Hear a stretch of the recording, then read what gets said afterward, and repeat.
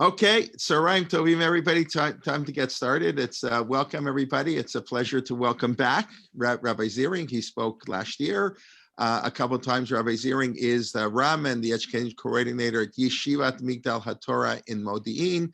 As I mentioned, for those who were here a couple of minutes ago, he was the Sgan Rosh Beit Midrash at the YU Torah Mitzion Zichron Dov Beit Midrash here in Toronto, and lives today in Efrat. He got smicha from YU, an MA in Jewish philosophy, was a fellow of the Tikva Fund, and really has written a lot, has spoken a lot, and it's a pleasure. And always on a personal note, I want to thank him for all the work he does behind the scenes for Torah Motion. Many of the Divrei Torah I write his insights and editorial corrections that he puts in before I send them out. So the mistakes are mine, but the corrections are his. So Bakasha, Rabbi Ziring, we're looking forward to learning about Shmitta as we're coming up in a few months. Okay. Okay, well, thank you, Ray Kelman and Torah Motion. It's always good to come back and teach, especially over the summer when I have a bit of a freer schedule on this side. So our goal for the next few weeks is, as I assume most of you know, in just a few weeks, we'll be starting Shmitta. We'll be starting the Shmitta year. And in preparation, so I've started learning through the topics. And, what I realized is, besides for the local topics of Shmitta, a lot of the discussions, halachic discussions that appear in the topic of Shmitta really touch on much broader issues about the nature of Torah and Halacha in general.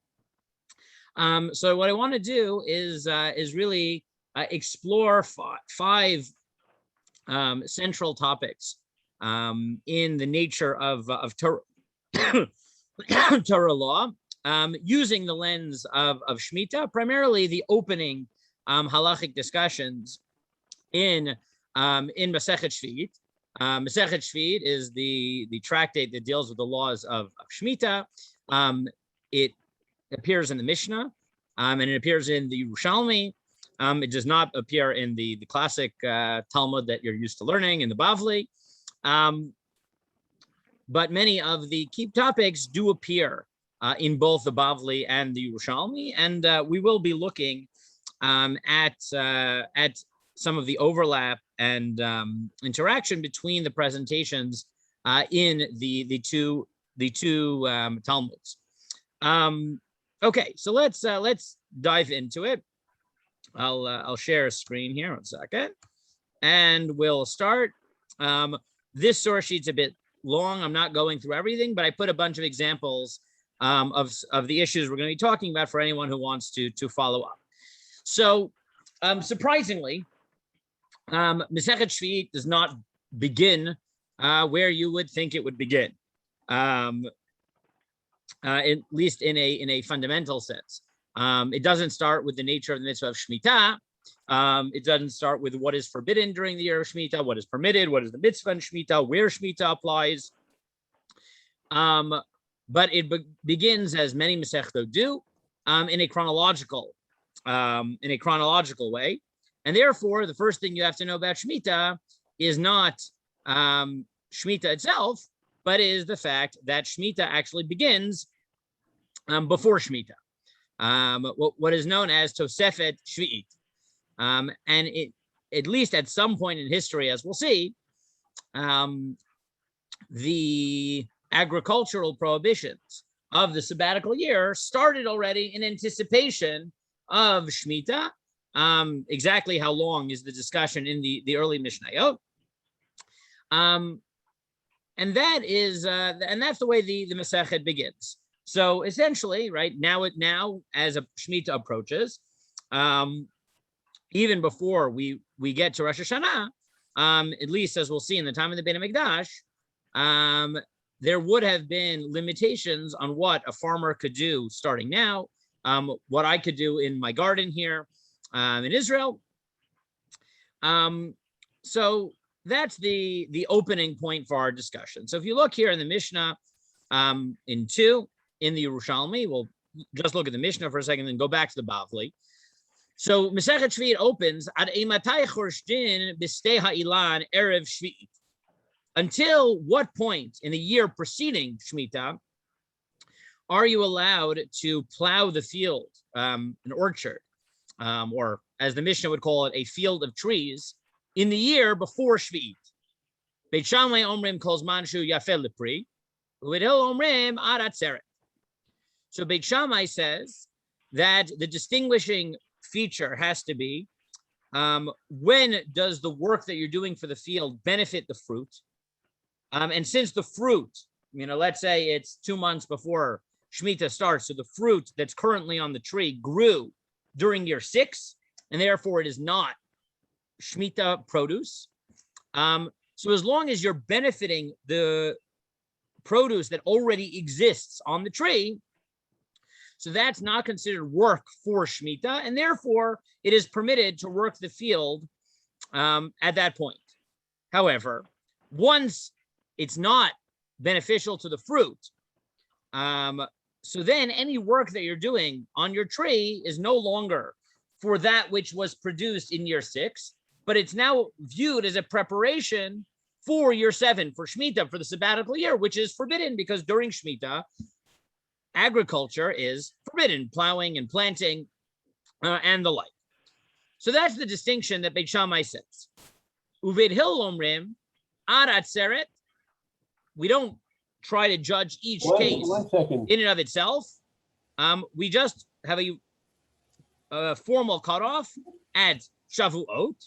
Ukrovim divrei elu l'chiot divrei elu. And the Mishnah tells you that they're almost the same. Sorry, who's talking? Mordechai? I think I heard a question. No. Okay. If you have a question, you can just unmute yourselves, I guess, and call out. It's easier than looking at the chat. So that's the introduction to Masechet Shvi'it. Beit Hillel says that starting at Shavuot, we stop plowing orchards, and Beit Shammai says we judge each case depending on when it is good for the fruit. If it's still good for the fruit that was grown during year 6, it's permitted to continue working the field, and if not, so then you're preparing for Shemitah, and it is forbidden. Now, the question that both the Bavli and the Urushalami want to know is why, right? This idea of Tosefet Shvi'it, that Shemitah extends and is expanded into the year preceding Shemitah and starting at Shavuot, or as we'll see, different times during the latter half of the year, really the latter few months of the year. What is the nature of that halacha? Is it biblical? Is it rabbinic? What does it depend on? Is it true under all circumstances? That's the question that the Gemara wants to deal with, both the Bavli and the Urushalami. So if you look at source 1, the Bavli presents it as 2 different positions. There's 2 possibilities. There's the tradition of the Beit Midrash of Rabbi Akiva, and there's the position of the Beit Midrash of Rabbi Ishmael. So the Gemara says as follows: Vahani hilchataninu kraininu. The Gemara had introduced the possibility that this law, that you extend Shemitah and you already prohibit agricultural work in the time leading up to Shemitah, that's halacha Moshe misinai. It's an oral law passed down to Moshe at Sinai. So the Gemara challenges that and says, is that really true? Kroi ninhu. This isn't an oral law. It actually has an anchor in the psukim themselves. It's written, ditnan, because we have a tradition in the Braita. Normally, Tanan means Mishnah. In this case, it means Braita. The non or less canonized Tanaitic work. Becharish uvakatzir tishbot. So the pasuk, seemingly talking about Shabbat, which is something we'll get back to later in this series, but there's a pasuk that seems to be talking about Shabbat, about Sabbath, meaning the normal Shabbat that we have every week, that tells you rest from plowing and reaping. So Rabbi Akiva Omer, Ein tzarich lomar charish v'katzir shel shvi. He says, first of all, we're not talking here about Shabbat, we're talking about Shemitah. And he says it's obvious that this is prohibited during Shemitah itself. Because we already prohibited. There's an explicit pasuk that tells you can't sow, you can't prune. Ella, so what must it teach? Charish shel erev shvi'it shenichnas lishvi'it, v'katzir shel shvi'it sheyatza lemotzai shvi'it. What this halacha teaches us is that it's prohibited to work the field in the 6th year to prepare it for year 7, or to harvest in year 8 that which was produced in year 7. Rabbi Ishmael Omer, Macharish Reshut, Af Katzir Reshut.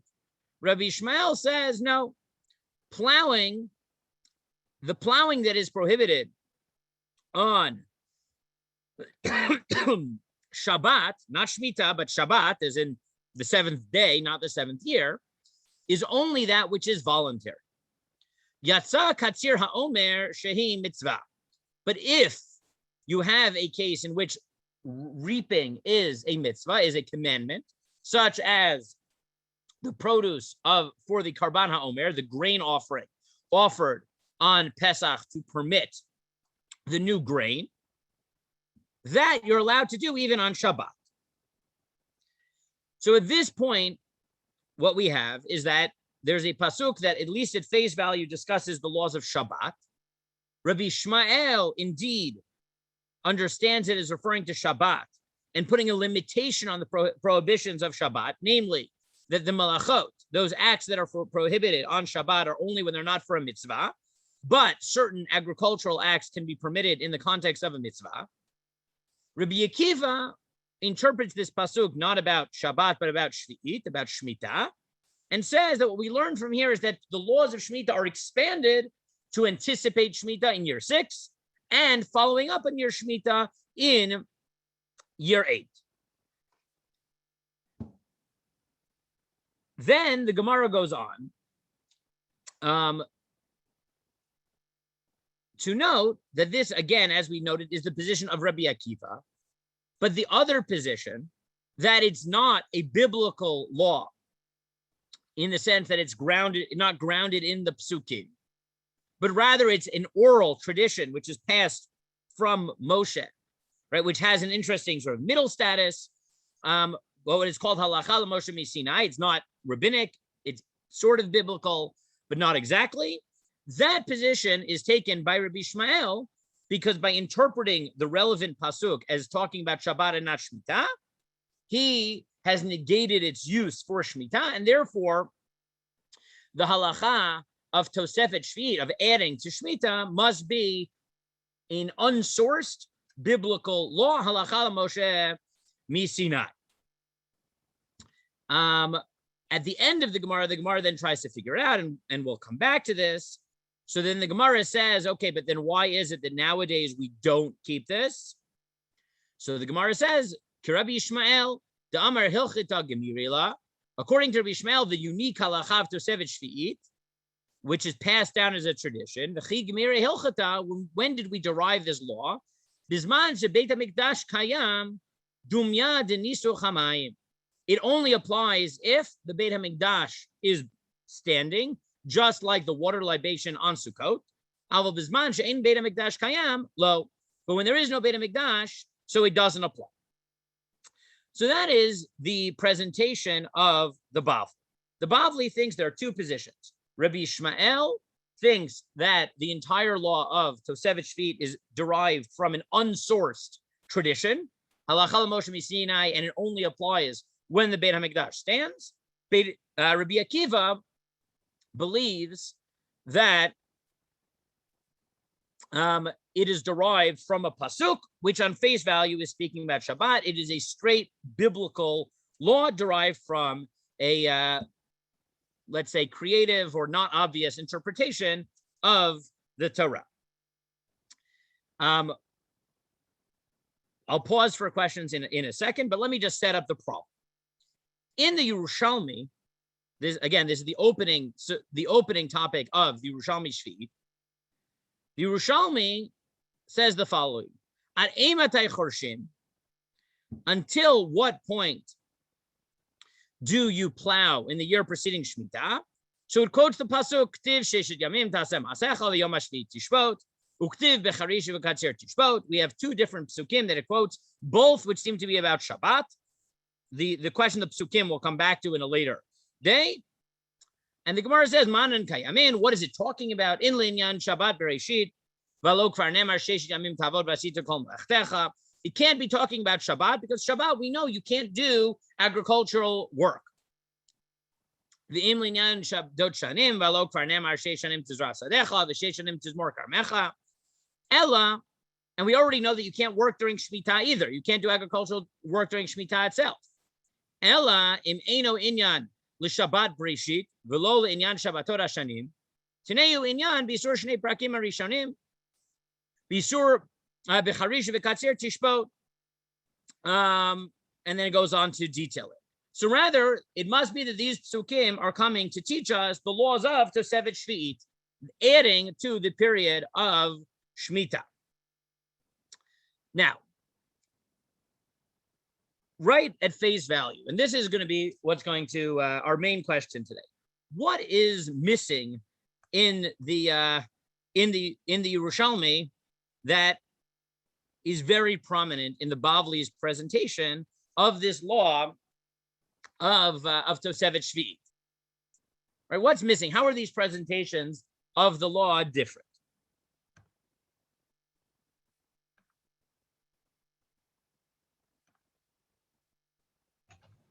So very simply, right?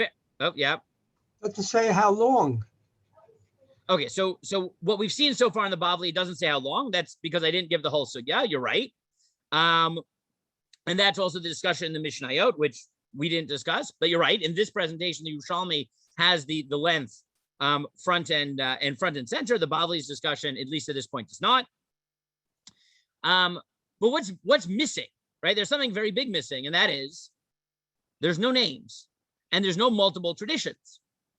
Right? The Bavli thinks there's two traditions. Rabbi Akiva says that Tosefet Shvi'it is derived from a pasuk. Rabbi Ishmael thinks it's an oral law from Moshe. And according to the Bavli, the latter tradition, that of Rabbi Ishmael, is limited to the time of the Beit HaMikdash. Right? The tradition tells us that it only applies during the time of the Beit HaMikdash. The Urushalami has no such tradition, right? It simply quotes the psukim with no names. However, and I won't read it all inside because we'll see more of it later, but like the Bavli, the Urushalami assumes that nowadays the laws of Tosefet Shvi'it do not apply. Now, in the Bavli, that depended on Tosefet Shvi'it being from an oral tradition, which had a built-in exception, that it only applies when the Beit HaMikdash is standing. In the Urushalami, there is no such explanation. It just assumes that it doesn't apply nowadays. This despite the fact that it opens with a source for Tosefet Shvi'it from the psukim. So here's the question that I want to deal with today, okay? We have a very clear presentation in the Bavli that there are two different views about Tosefet Shvi'it. One which says it's straight up biblical, the other that says it's an oral law from Sinai. The oral law from Sinai is what is the basis for it being limited and not applying nowadays because of the exception to the period in which there's no Beit HaMikdash. The Urushalami quotes no names. On the one hand, it quotes psukim, which would imply that it's following the position of Rabbi Akiva, namely that this is a biblical law. On the other hand, it believes in the exceptions and that Tosefet Shvi'it doesn't apply nowadays, which, according to the Bavli, is dependent on the position of Rabbi Ishmael. So the question that we have to deal with, and this is what we call the title, was two Talmuds, right? Do they need to be understood as one, right? So the question that I want to deal with Tosefet Shvi'it is the background is, how do you learn Urushalami? right? What do you do? What are the assumptions that we go into our study of Urushalmi with? I assume, I don't know how many people here, how much people study Gemara, how many of you are doing Daf Yomi, but I assume most of you, the extent to which you do Gemara, you do the Bavli, which is much easier. It's more edited, it's clearer. Urushalmi is not, right? Urushalmi is harder to read. There is only one manuscript of Urushalmi, one full manuscript of Urushalmi anyways. And therefore, the Urushalmis that we have are a mess. There's a teacher at Yeshivat Har Zion at Gush, Rav Amnon Bazak, who gives a course on Torah Shebal Peh, where he basically summarized the history of Urushalmi as follows. For 1,500 years, the Urushalmi was a closed book and no one could understand it. And then Art Scroll translated Urushalmi and now you can read it, right? Meaning, right, Urushalmi, and this is not like, right, many people use Art Scroll and it helps, but many people can also open a Bavli and they can understand it, better or worse. But Urushalmi, even consummate scholars have trouble with because the grammar is different, the editing is bad, they don't know how to read it. It's a different type of Aramaic. It doesn't have leading questions. It doesn't have keywords that tell you when a question is happening. It doesn't have Rashi. It's very, very hard. It doesn't have Rashi. It doesn't have Rashi. That's correct. It has very few early commentaries. The earliest running commentary in the whole thing is the Rosh Cirilio. And that you're still talking only about 500 and change years ago. But most, his exact years are Rishon and Bet. It's a little bit earlier than that. 600 years ago. Most of the commentaries are in the last 200 years. Some of them are modern in the last 50 years. Ruchaim Kanievsky has a commentary. There's been a few running commentaries in Yerushalmi. It's very hard to learn. And most poskim, most halachic authorities assume that we don't paskin on the Urushalmi, at least when it goes against the Bavli. Maybe we don't use it at all for psak. So people didn't really study the Urushalmi. So the question I want to deal with is, okay, with that sort of background, that it's less binding halachically, we'll have to talk about why, and it's harder to understand. What do you do when you're studying a topic which is discussed both in Bavli and Yerushalmi?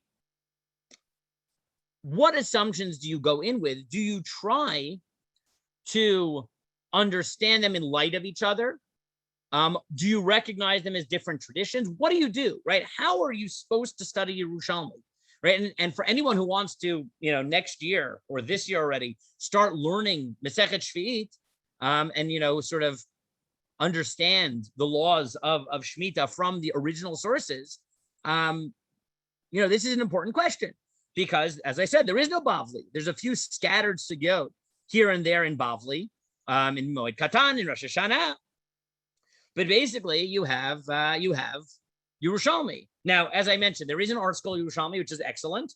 It's the green ones, right? The Bavli is red. Yerushalmi are green. They are really, really, really well done. So this is the question that I want to deal with. And I'll note that most commentaries that you'll find on the side of the page in the Urushalmi, whenever possible, will twist and turn and do whatever they can to make it that the Urushalmi and the Bavli mean the same thing. So I gave you, just for example, the Pnei Moshe, which is a standard commentary here on the Urushalmi. Even though the Urushalmi has no psukim, right? Has psukim, but doesn't attribute it to Rabbi Kiva, and has exceptions for nowadays, which in the Bavli is dependent on Rabbi Ishmael, and therefore it seems to be combining two contradictory positions. The Pnei Moshe just plugs in the Bavli into the Urushalmi, and he says, "Mishum shetzarch losif Mishnah nishana shishit al shvi'it b'yisur avodah haaretz k'dyalev Rabbi Akiva lekaman bepirkim mikrai." He says, "Oh, there are psukim here, so that means that this is Rabbi Akiva." right? Because since the Bavli tells us that Rabbi Akiva is the one who believes that the law of adding to Shmitta comes from the Torah itself, so this whole Gemara must be Rabbi Ishmael. And in his expanded piece in the Mara Panim, he makes it clear that this is Rabbi Akiva and not Rabbi Ishmael, right? And not Rabbi Ishmael, because it quotes Psukim, and we learn the Urushalami with the Bavli in the back of our mind. So the question that we have to deal with is that the only way to learn Urushalami? And why would you learn Urushalami that way? What does that tell us about the way that we learn, the way we understand Chazal? So we're gonna in this year deal with two questions, which are two questions that really get to the heart of this. And really, before we get to the question of do you have to understand the Urushalami in light of the Bavli, we need to understand a different problem. And that is, as I wrote here, do we have the freedom to understand the Mishnah differently than the Gemara? So, as I'm sure some of you know, there is a debate about to the extent to which, when you read Chumash, when you read the Torah, whether you have to understand it only in light of the Midrashim of Chazal, of the rabbis, of the Talmud and the Midrash and the Mishnah, or whether you're allowed to study it without the Midrashic interpretations, right? Al pi pshuto shel mikra, based on the simple understanding of the Torah. A similar question is raised by the commentaries, not about the Psukim, but about the Mishnah. Namely, the Mishnah is the 2nd to 4th century compilation of the early rabbis, of the Tannaim. And then later rabbinic texts, the Talmudim, the Gemara, Bavli, and Urushalami, interpret the Mishnah. Before we can ask whether you're allowed to understand the Urushalami differently from the Bavli, we need to understand, well, since both the Bavli and the Urushalami are understanding the Mishnah, what is our relationship to the Gemara, whichever one you're looking at, Bavli or Urushalami, their understanding of the Mishnah? And parallel to the question that we have by Psukim, by Torah Bechtav, the written Torah, Chumash, are we limited to understanding the Mishnah in light of the later rabbinic interpretations, and therefore only understanding the rabbis of the Mishnah as they are understood by the rabbis of the Talmud? Or do we have independence? Are we allowed to look at the Mishnah and say, this is what I think the Mishnah means, regardless of what the Gemara, Bavli, or Urushalami believe? So what do you think? Right? What do you think? Do you think that when we study Mishnah, that early rabbinic text, we're bound to understand it in light of later rabbinic interpretation, the interpretation of the Talmud? Or are we free, just like we are with Psukim, plausibly, to understand it literally, regardless of what later rabbinic interpreters say? Can we do the same thing to the Mishnah? What do you think?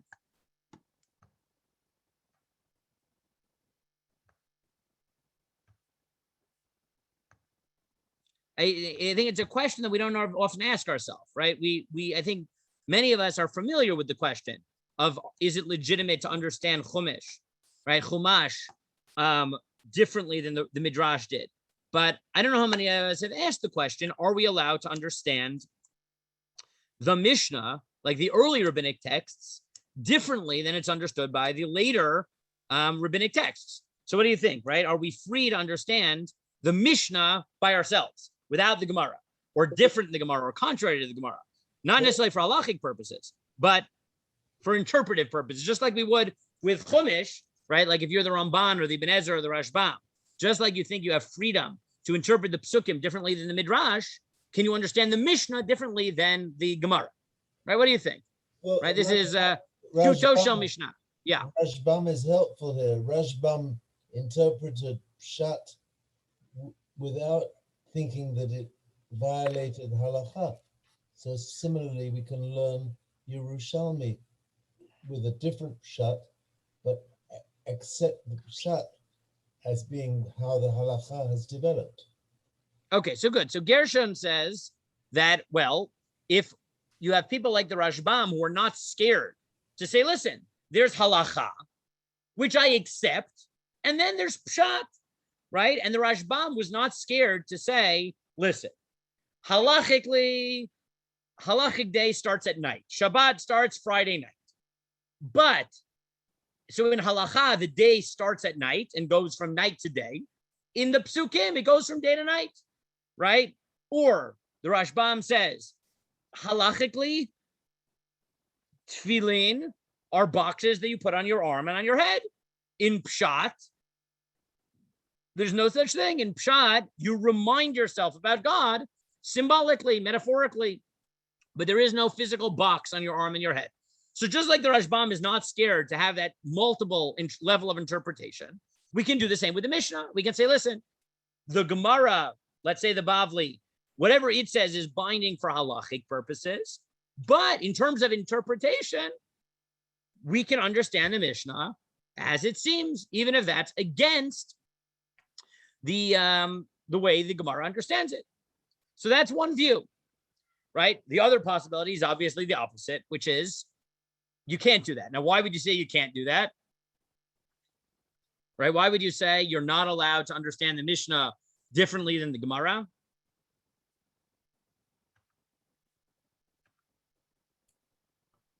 I don't understand what you mean by not allowed.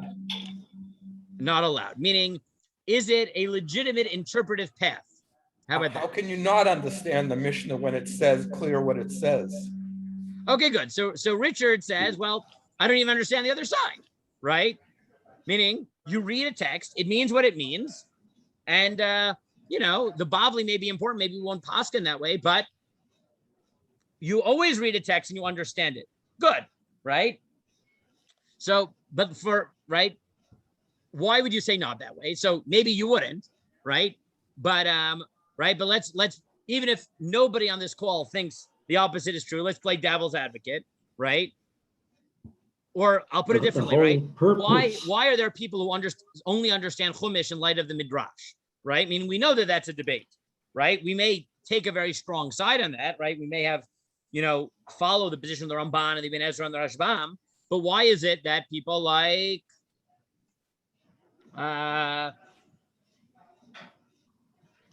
the version we have of the Rif, let's say, it's not clear it's the original Rif, but fine, who says that no, it's heretical to understand the Psukim differently than the Gemara or the Midrash? Why do people say things like that? Because they see the early people that came earlier as much smarter, having more wisdom, etc., and authority than we have.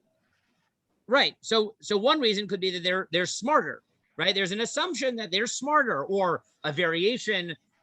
They're closer to the tradition, so they have, they understand the culture better and the writing style better, or they're closer to the tradition, so they have a better grasp on it. Whatever you want to say, but yeah, you could have this view that, look,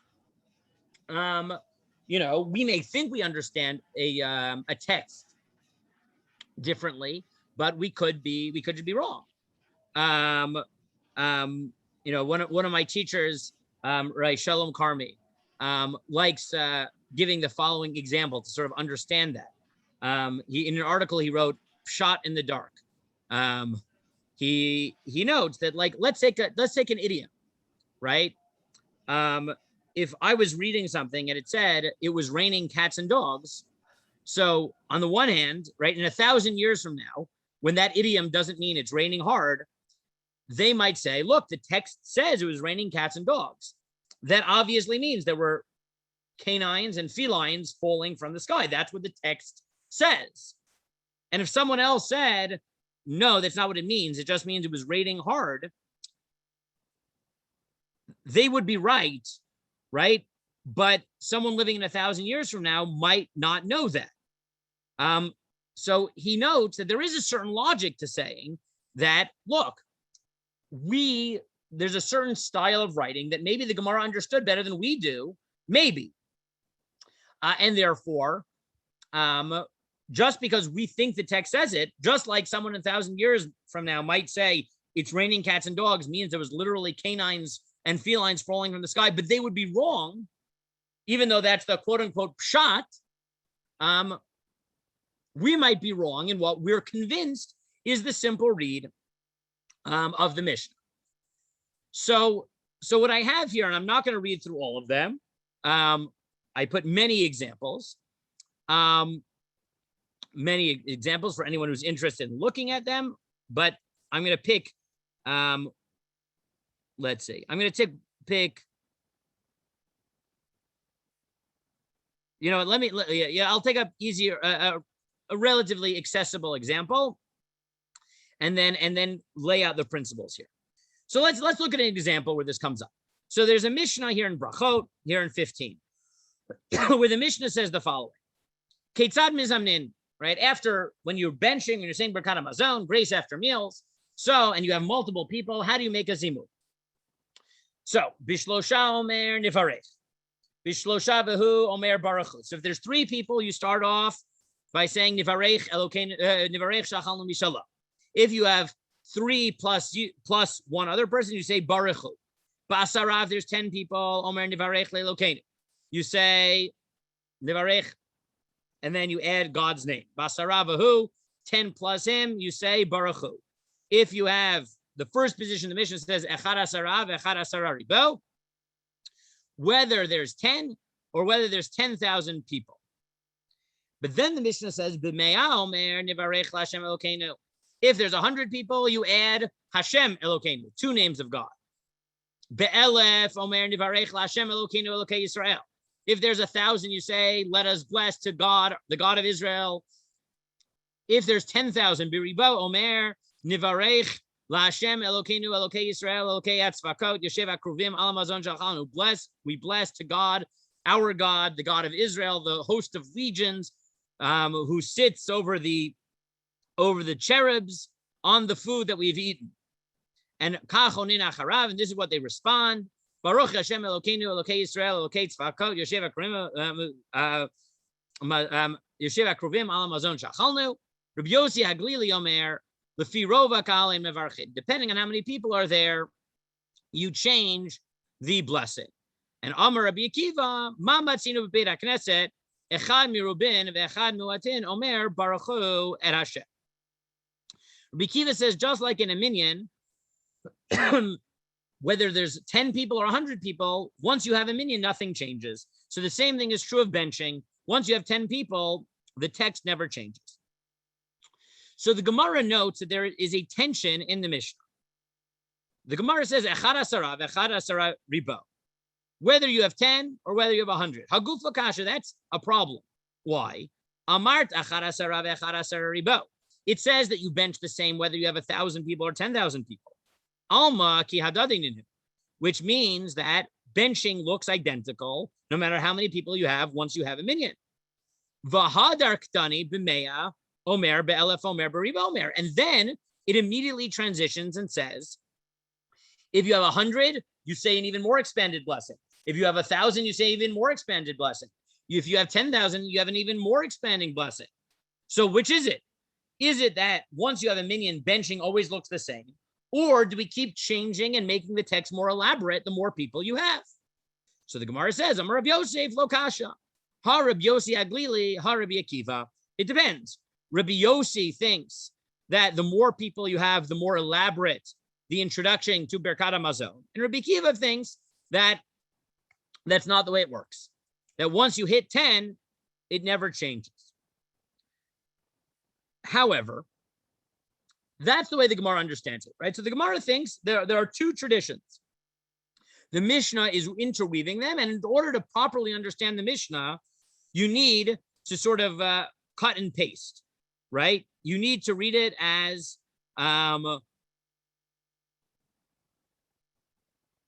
right, as without telling you, the Mishnah is presenting Rabbi Yossi and Rabbi Akiva, and only at the end does it clarify the halacha. However, if you look here in the Rashash, he quotes from the Vilna Gaon, from the Gra, in the Shnot Eliyahu. And he notes that that's not what it is. That's not how you understand the Mishnah. That the simple understanding of the Mishnah is as follows. Ratzah lomar deshavim le'inyan zeh demizamnin b'shem rak achiluku b'me'ah l'chaora perush neged hagmara. So he notes that the Gra doesn't understand it that way. And if you go back to the Mishnah, this is how he understands it. The Gra reads it as follows. Ketzad mizamnin. How do you do a zimun? B'shlosha omer nivarech. If you have 3 people, you say nivarech. Ba'asara omer nivarech le'elokein. Once you have 10, you say le'elokein. Echad asara ve'echad ribo. So what does it mean whether you have a 10 or 1,000 or 10,000? That just means that once you've hit 10, all the later elaborations will include God's name. However, everyone would agree that you elaborate when you have 100 people, you say Nevarech Lashem Elokeinu. When you have 1,000, you say Nevarech Lashem Elokeinu Elokei Israel, etc. So what you have here is that the Gemara says that according to Rabbi Akiva, no matter how many people you have at a meal, you always, once you have a minyan, benching always stays the same. Nevarech Elokeinu Shachalnu Mishalah. And Rabbi Yossi thinks that if you have 100 people, it's more elaborate. If you have 1,000 people, it's more elaborate. If you have 10,000 people, it's even more elaborate. The Gra, the Vilna Gaon, says no, that's not how you read the Mishnah in Pshat. The way you read the Mishnah is as follows. Question 1. At what point do you start saying God's name? Answer, 10 people. Once you have 10 people, that will never change, that you invoke the name of God. Question 2, that everybody agrees to, which is, do you expand on the text the more people you have? And the answer to that question is yes. And that's not dependent on the dispute between Rabbi Akiva and Rabbi Yossi.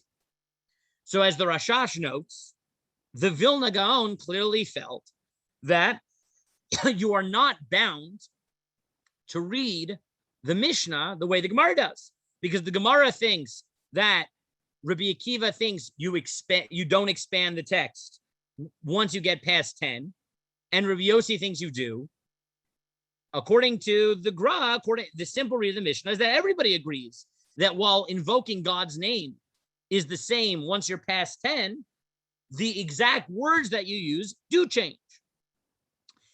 And this is actually a widespread position, that you're actually allowed to read the Mishnah differently than the Gemara. And I gave you a few examples. There's a very complicated example in Ketubot that I don't want to get into the details about. But if you look here at 10, Rabbi Sadia Gaon was asked how to interpret an extremely cryptic Mishnah. It's such a cryptic Mishnah that Professor Aumann, the winner of the Nobel Prize in Economics here in Israel, wrote a paper using game theory to understand the Mishnah and the ensuing Gemara, because it really is quite complex.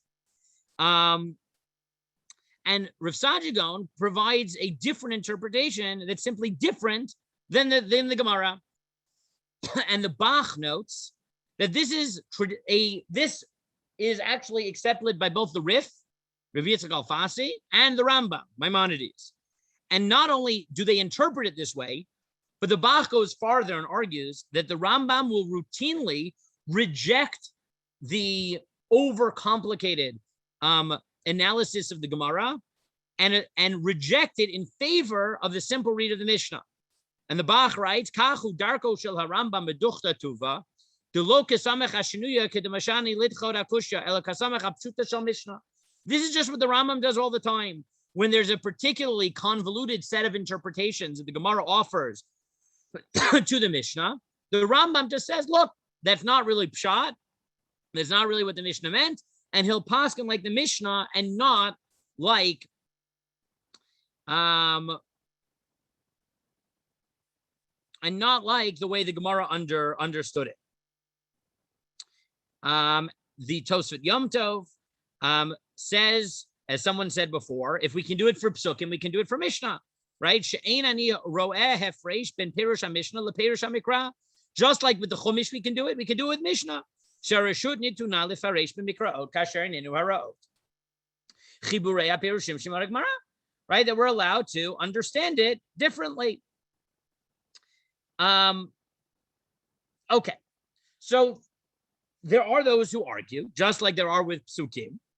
But on the other hand, there are many who believe that you are allowed to understand the Mishnah differently than the Gemara did. Now, this, I think, is critical to understanding our next question, which is, okay, if you thought that you were only allowed to understand the Mishnah in light of the Gemara, so then I think you might be more, might have a stronger tendency to try as much as possible to make the Bavli and the Urushalami agree, because the Bavli and the Urushalami are the only way that we can access the Mishnah's traditions. And if you can't understand the Mishnah without the Gemara, we don't really want our only access to the Mishnah's interpretation to be in conflict, or only, right, two texts that we're allowed to use to understand the Gemara, the Mishnah rather, to be in conflict.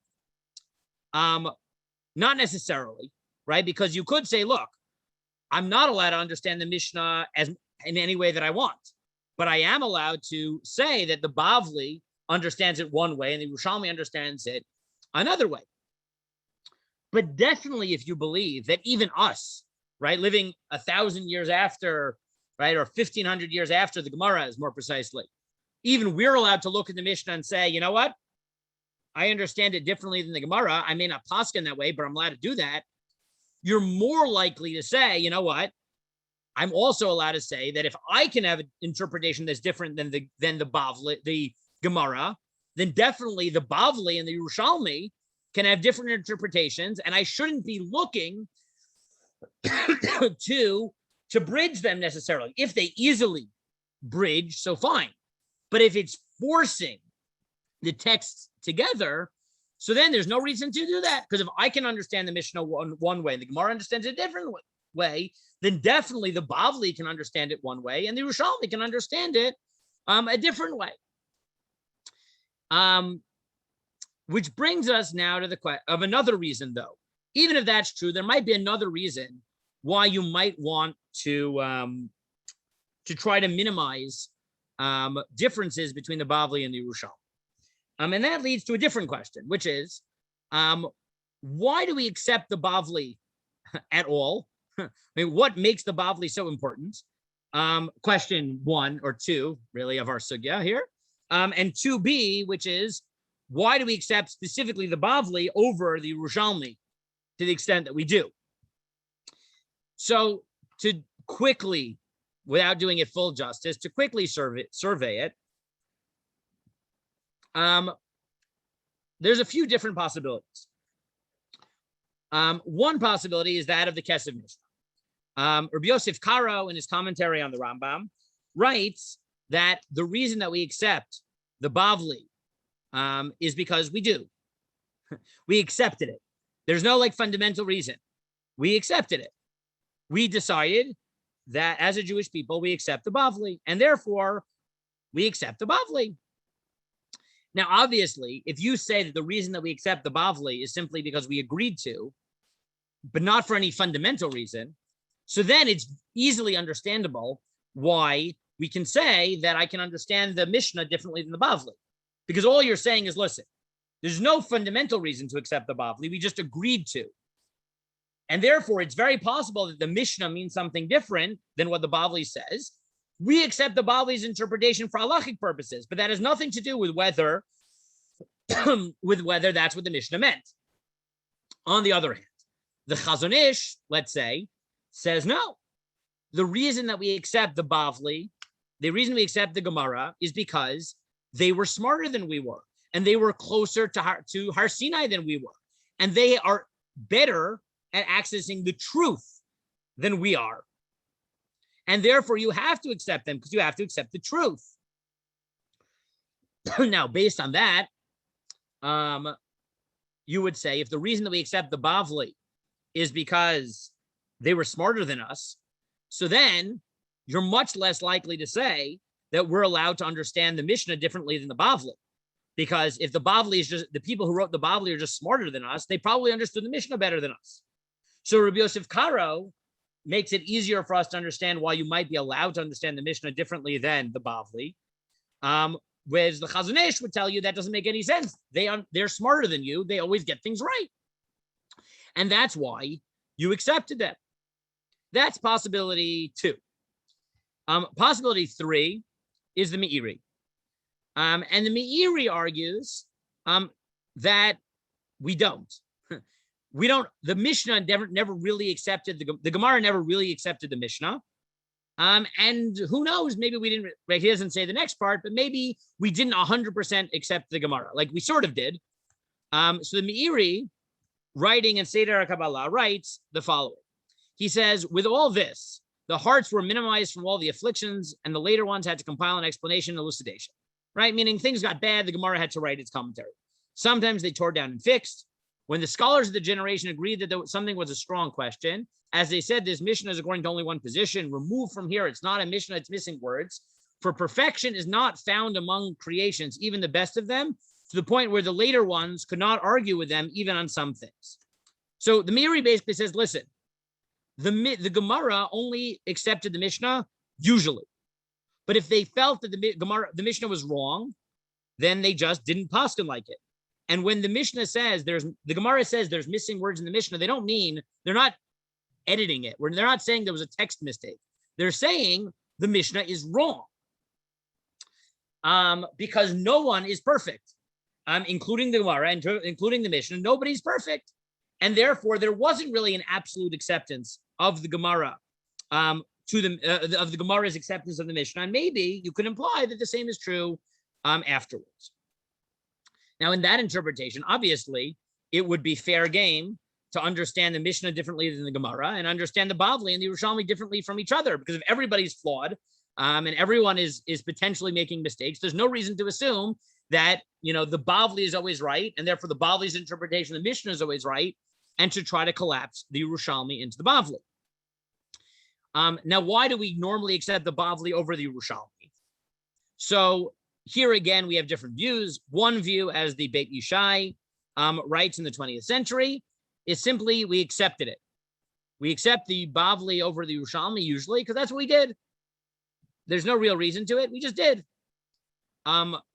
In an early Gaonic piece by Pirkei ben Bavli, and I gave you here from an old Chavrus of mine's dissertation, he argues the reason that we accept the Bavli over the Urushalami is because the Bavli, in Bavel, there was less persecution than in Eretz Yisrael when the Urushalami was being written.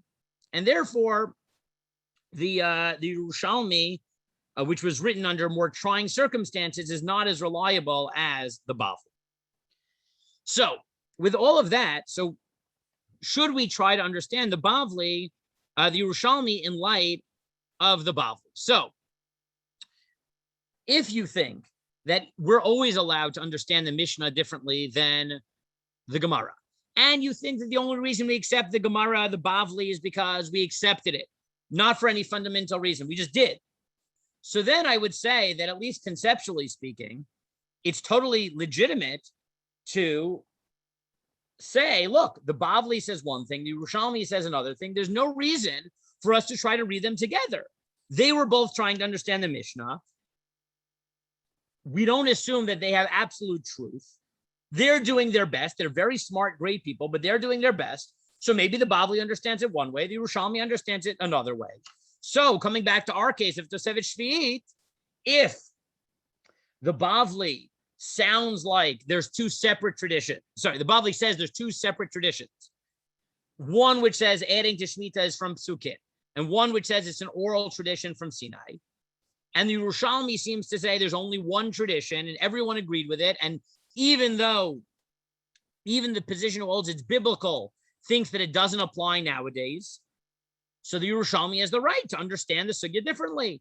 And since the Urushalami doesn't quote the name Rabbi Akiva and doesn't quote the name Rabbi Ishmael, why should we try to push the Bavli and the Urushalami together?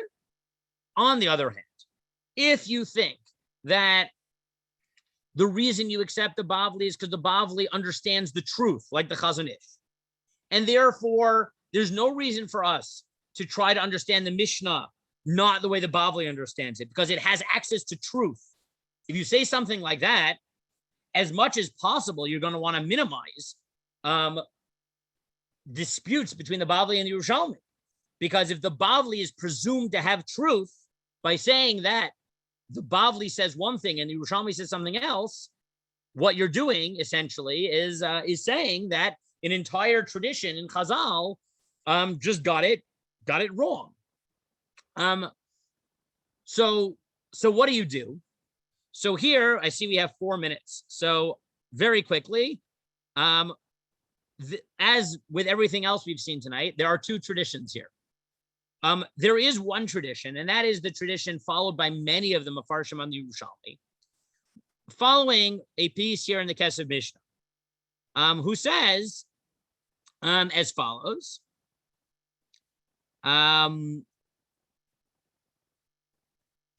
V'nirali demayri b'davar prati v'achrad Yerushalmi delo liflog agimara dedin hachra'a hivadai dechol man dematzin lafrushe begavna delo liflog adif tvei v'afal pisha perush yeh dachuk tzat.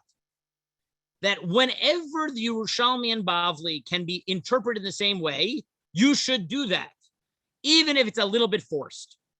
Right? So the Kesef Mishnah says, listen, well, unless I'm 100% sure that the Bavli and the Urushalmi are saying different things, right? Like it explicitly says mutter and the other one says usser, right? Forbidden and permitted.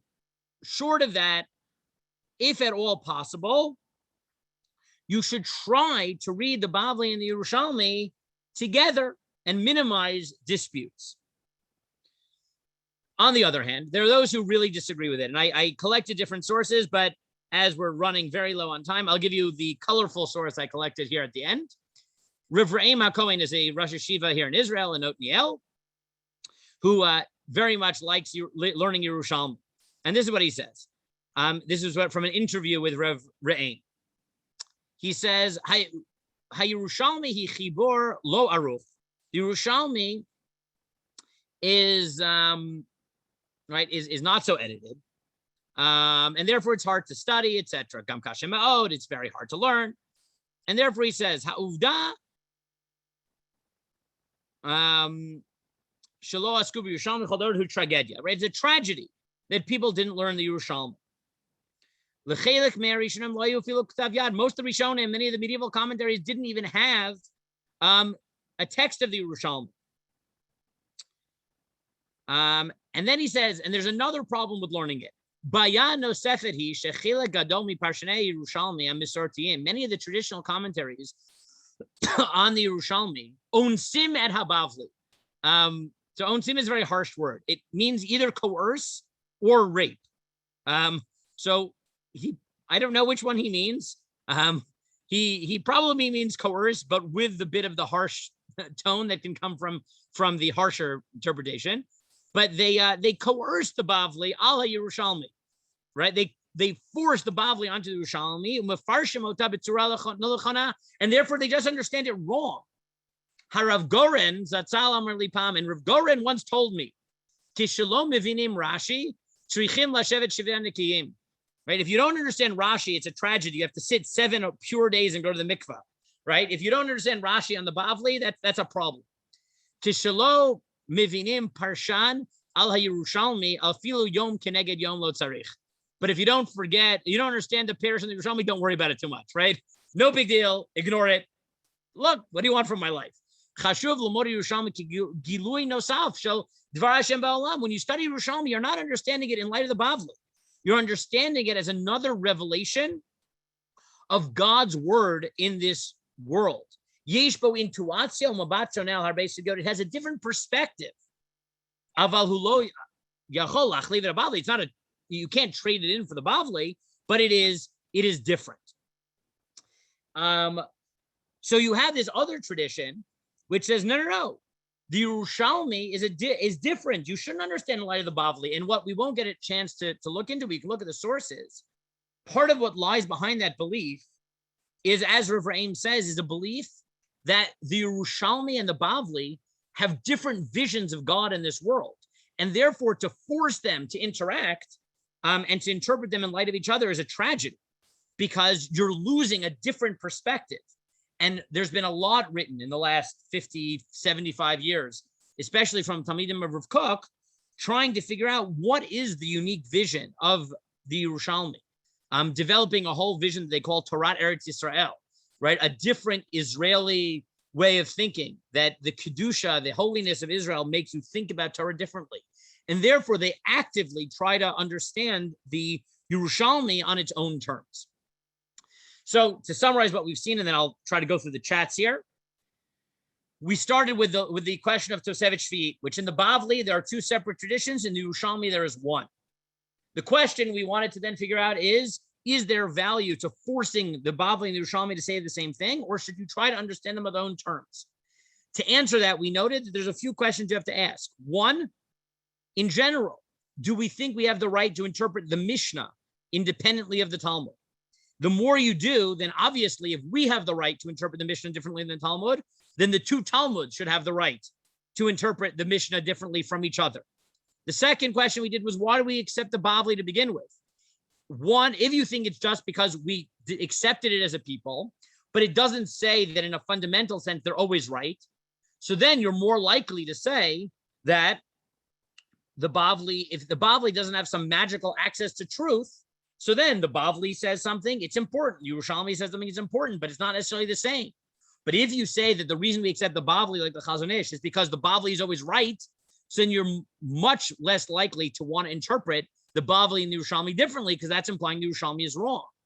Which comes down to the next question, which is, why do we normally prioritize the Bavli over the Urushalami? Again, if you think the reason we prioritize the Bavli over the Urushalami just because we did, so then there's no reason to assume that you should understand the Urushalami in light of the Bavli. But if, like Pirkei and Bavli, you think that the Urushalami was developed in a time with more persecution and therefore is not as good of a text, so sometimes it might be different than the Bavli, but if at all possible, you wanted to align with the better tradition that we have, which leads then to the Machloket, where you have those like the Kesef Mishnah and most of the traditional Mefarshim on the Urushalami who say, whenever possible, you should understand the Urushalami and the Bavli as representing one tradition. And on the other hand, you have people like Rav Reim and many of the Talmidim of Rav Kook who say no. The Bavli and the Urushalami present two different visions and two different revelations of God in this world. And by trying to collapse the Bavli on the Urushalami, you're losing another perspective of what God is trying to teach the world, which only emerges from the world of Eretz Yisrael, from the world of the Urushalami. So those are some of the meta questions I think that emerge from this examination, just of the opening question in Shmitta, but I think really touches on these major questions of how do we understand Mishnah, how do we understand Gemara, why do we accept it, how are the Gemaras different from each other. I know I went like 4 minutes over time, so I'll stop then and try to answer the questions. I see I have a bunch here. Is there? Do Okay. you think there is a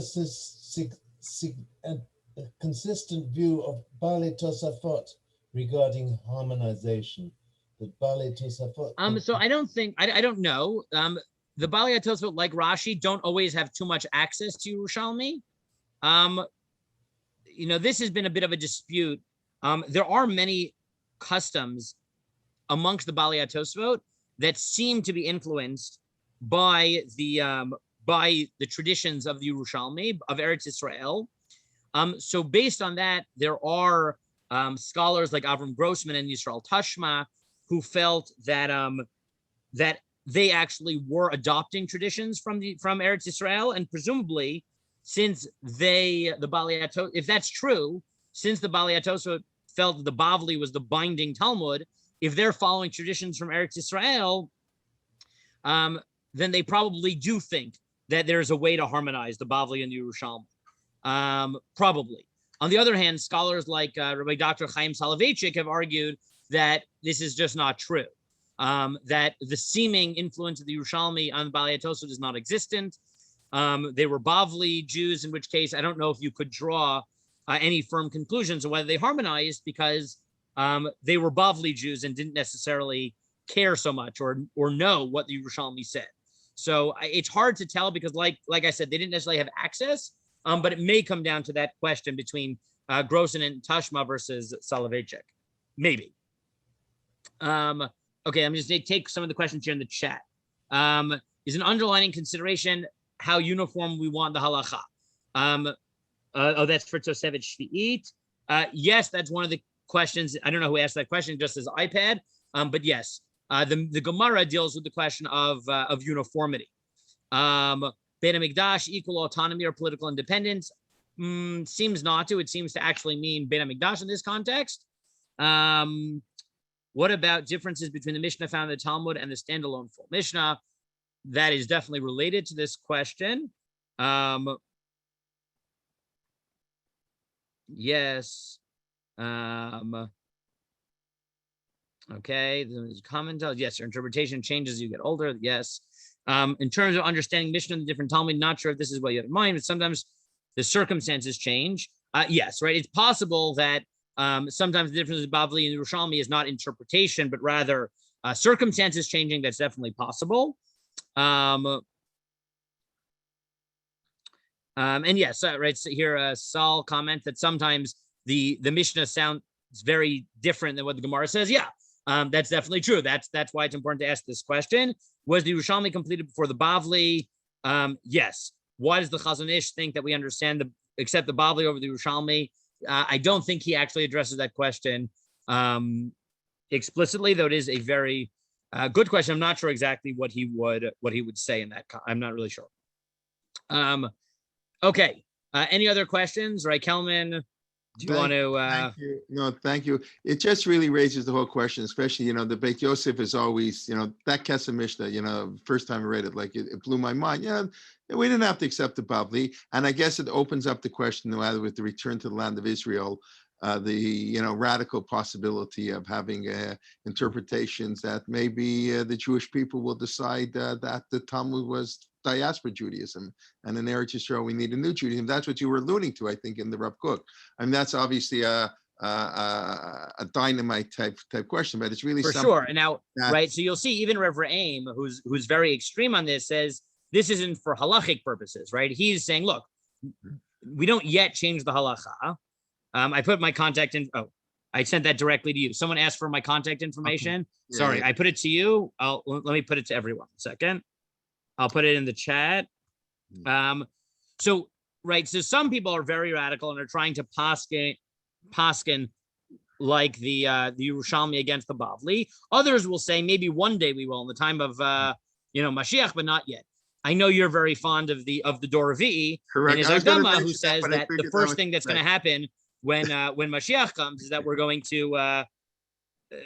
I don't even think he waits to Mashiach. I don't even think he says you have to wait to Mashiach to do it. I mean, he says that or Sanhedrin. I mean, once you have a Sanhedrin, he says then they can. Right, you're right. No Mashiach. He says once you have a Sanhedrin, you no longer have to feel bound by the Gemara. The Gemara will just be an important source, but not binding anymore. Yeah, I know you're very fond of that piece in Shmuel David Glasner. We can send it out as a follow-up text.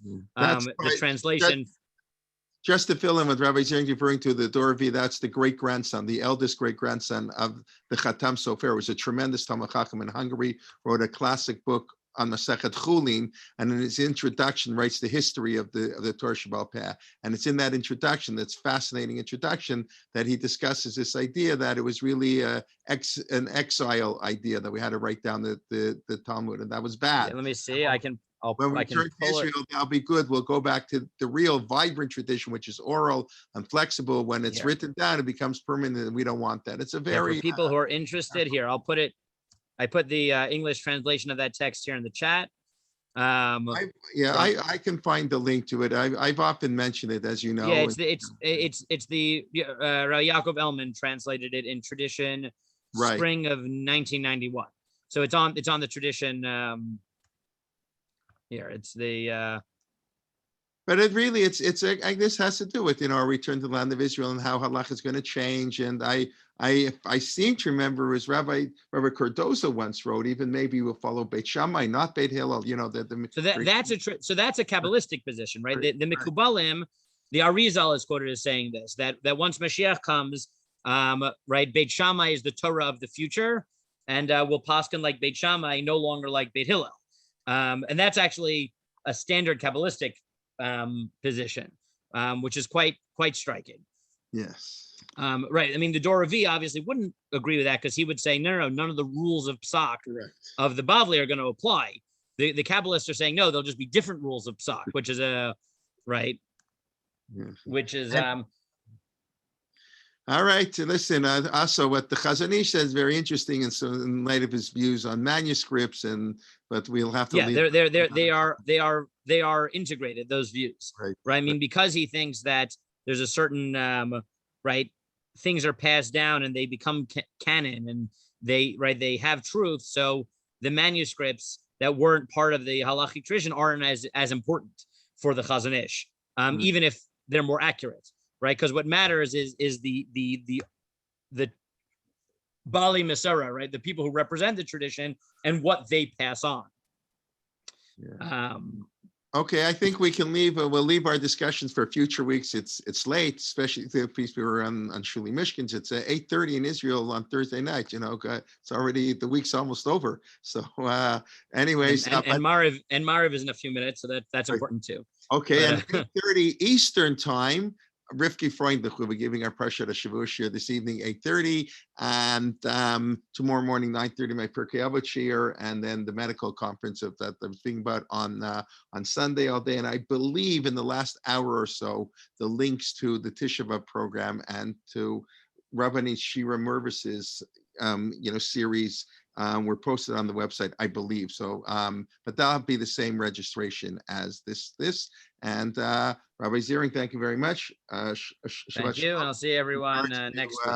To my nephew, I think you see him quite regularly. And I do. I will send regards. Okay, and all the best. Thank you very much, and Shabbat Shalom. And we look forward to Shalom. everybody in the near future. Thank you very much. Okay, bye-bye.